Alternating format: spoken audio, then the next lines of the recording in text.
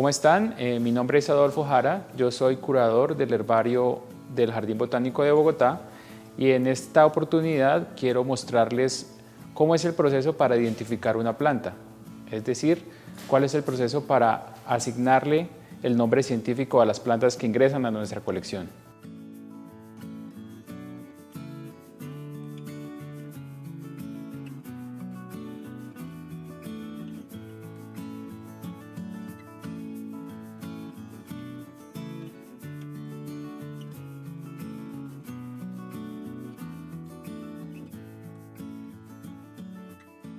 Bueno, los especímenes cuando llegan al jardín botánico ingresan a la zona de secado. Los especímenes antes de ser procesados e identificados tienen que ser secados.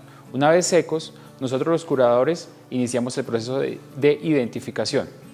Es importante tener claro que la identificación es plantear una hipótesis de la identidad de esa planta y esa hipótesis, como todo en ciencias, puede ser en el futuro mejorada, corregida por otros investigadores.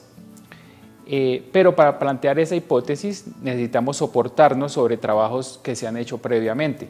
La mayoría de estos trabajos son publicaciones científicas que están en revistas dedicadas exclusivamente a botánica taxonómica, a libros, a monografías en las que nos basamos. Dentro de este tipo de publicaciones encontramos algo que son las claves taxonómicas. Una clave taxonómica es una serie de preguntas o de premisas en las que nos va preguntando y nos va llevando hacia el nombre de la planta. Entonces esas claves nos preguntan, por ejemplo, ¿el color de la flor es rojo o el color de la flor es morado? Entonces, como yo tengo mi espécimen botánico, yo debo, a partir de mis observaciones de la planta, tomar la determinación y así continuar hasta que encuentre cuál es el nombre de la planta. Esto no siempre es tan fácil, ya que en un país tan diverso como Colombia, en una región tan diversa como la región capital, muchos de los grupos de plantas, muchas de las familias y de los géneros de planta no cuentan con una revisión taxonómica o las revisiones taxonómicas son muy antiguas y después de eso se han hecho nuevas publicaciones, se han descrito nuevas especies. De hecho, una parte importante de las plantas que se encuentran en el campo es difícil identificarlas por el mismo hecho de que todavía no se ha descrito esa planta porque son especies nuevas que todavía seguimos encontrando, incluso en una región que ha sido explorada pues desde la época de Mutis, como lo es el entorno del distrito capital.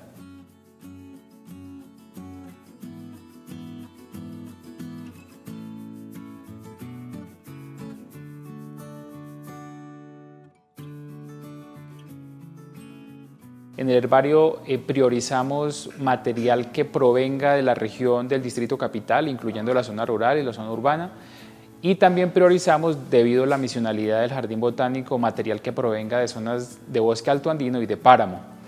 Entonces, priorizamos ese tipo de material para el ingreso al herbario, pero sin embargo recibimos también material de otras regiones. También recibimos material de selva húmeda tropical, de los llanos orientales, del Chocó biogeográfico, etc.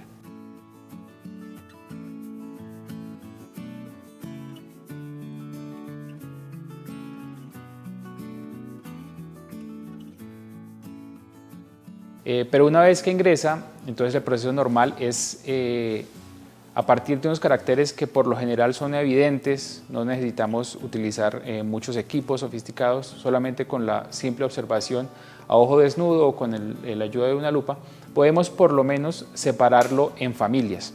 Las familias son uno de los grupos más grandes dentro de la clasificación taxonómica. Entonces es como una primera clasificación gruesa que hacemos, que por lo general es posible hacerla, como les digo, utilizando herramientas muy sencillas de utilizar, como es una simple lupa o el ojo desnudo. Digamos que un botánico con un entrenamiento de pregrado o algún posgrado está en capacidad de separar casi cualquier planta en familias, incluso a partir solamente de caracteres vegetativos, es decir, sin necesidad de tener flores. Entonces eso nos ayuda mucho, separar primero en familias, porque luego entonces nos vamos a enfocar en cada una de las familias. Y en eso es importante que cada uno podemos ir especializando en algunos de esos grupos, en algunas de esas familias. Entonces, por ejemplo, acá en el Jardín Botánico, algunos de los curadores tenemos una especialidad en algunas de las familias. Entonces, como primero separamos en familias, después asignamos cada una de las familias a cada uno de los investigadores. Acá, por ejemplo, hay una persona que es especializada en varios grupos de helechos. Entonces, todas las familias de helechos se le asignan a ese curador. En mi caso particular, trabajo con dos familias, que son las familias begoniaceae, la familia de las begonias, que se siembran por ahí en los jardines, las vemos, y la familia Erythroxylaceae, que es la familia de las cocas.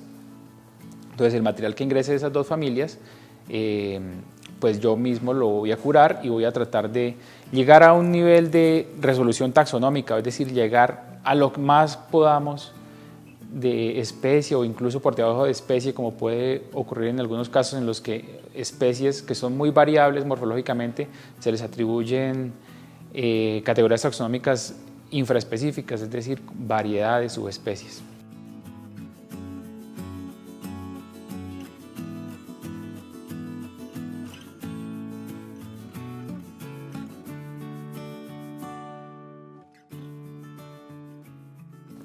La legislación colombiana en materia ambiental es muy estricta en este sentido y cualquier persona que vaya a colectar material en una región que no sea urbana requiere tener un permiso de colección. Incluso nosotros, a pesar de trabajar acá en el Jardín Botánico, requerimos un permiso de colección cada uno para hacer nuestras exploraciones y recolectar el material a las zonas donde vamos.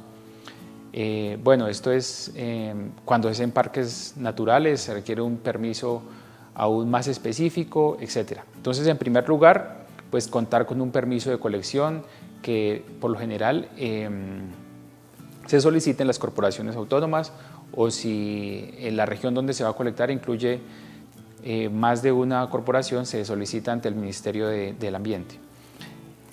Ya en términos de las condiciones del material que se recolecta, pues es importante que siga unos protocolos, que el material cuando ingresa acá, el material tiene que estar prensado dentro de unos pliegos de papel periódico, como seguramente lo van a ver más adelante, y debe tener consignadas las características de la planta que se pierden. Entonces, cuando se recolecta una planta se pierden algunas cosas.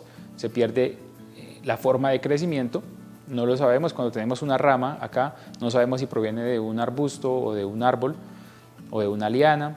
Entonces, esas características que se pierden, que por lo general son la forma de crecimiento, los colores, los exudados y los aromas, se deben consignar en una libreta de campo y se deben entregar junto con la planta aquí a la administración del herbario.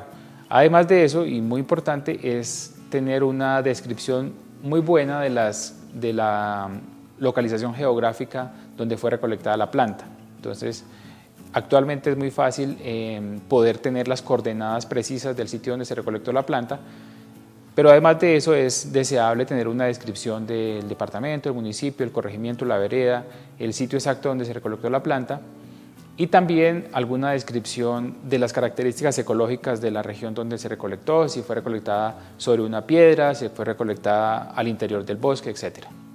Entonces, eso es como las condiciones con las cuales se recibe el material aquí en el herbario del Jardín Botánico y en general en cualquier herbario del mundo.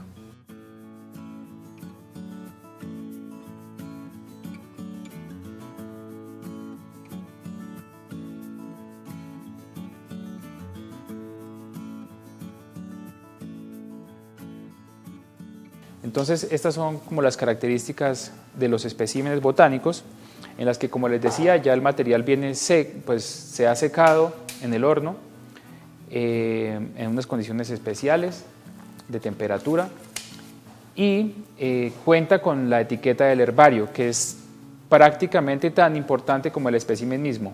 El espécimen sin la etiqueta no tiene casi ningún valor, y en la etiqueta pues incluye la información de localidad y de las características que se pierden de la planta, además de otra información adicional, como en este caso pues ya tiene una identificación. que tienen una identificación como tal.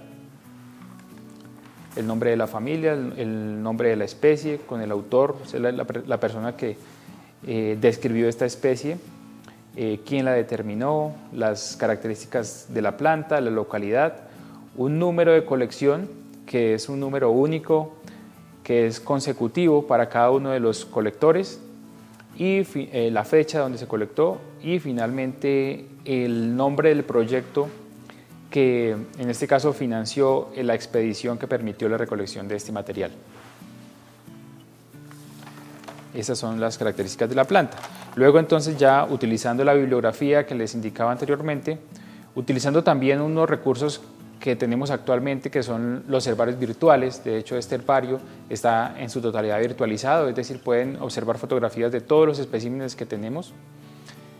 Asimismo, otros herbarios del mundo también permiten observar los especímenes fotografiados y ver los especímenes tipo en alta resolución. Esto es muy importante, es algo con lo que tenían que lidiar anteriormente los botánicos, los taxónomos, y es encontrar el material tipo de los especímenes. El material tipo es el espécimen a partir del cual se hizo la descripción original de la especie. Es decir, cuando tenemos dudas si una especie tiene o no tiene un carácter, lo mejor es acudir a la descripción original y al espécimen tipo. Este material ya se puede consultar en la mayoría de los casos, en la mayoría de las especies se puede consultar material en alta resolución. Entonces es un gran avance que nos permite a los botánicos de esta época mejorar la calidad de las identificaciones. Entonces con estos recursos electrónicos, virtuales y los recursos tradicionales de la literatura botánica taxonómica, es como podemos llegar a asignar un nombre científico a las plantas y asimismo poderlas incluir donde corresponde en el sistema en el que organizamos el herbario.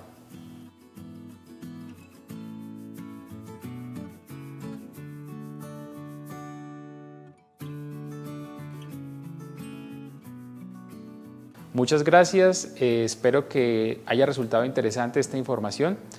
Aquí los invitamos a que nos visiten físicamente enviando un correo al herbario. Pueden venir a visitarnos y conocer un poco más en detalle lo que hacemos y pueden visitar también toda nuestra página de internet y nuestras redes sociales.